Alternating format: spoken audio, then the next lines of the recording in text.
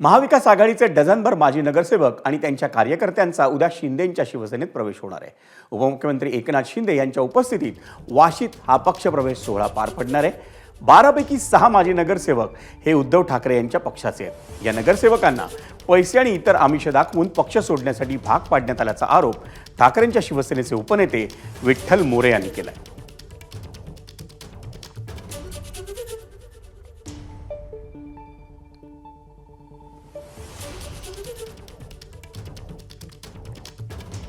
ठाकरेंच्या शिवसेनेचे उपनेते यांनी एक मोठा आरोप केलाय।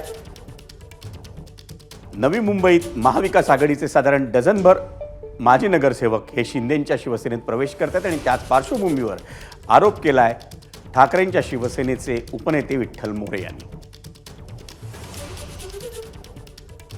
पक्षप्रमुख उद्धवसाहेब ठाकरे किंवा आमचे शिवसेना नेते माननीय राजनजी विचारे यांनी सुद्धा या नवी मुंबईकडे लक्ष दिलं आणि आज नवी मुंबईमध्ये ताकदवान पक्ष आज आहे।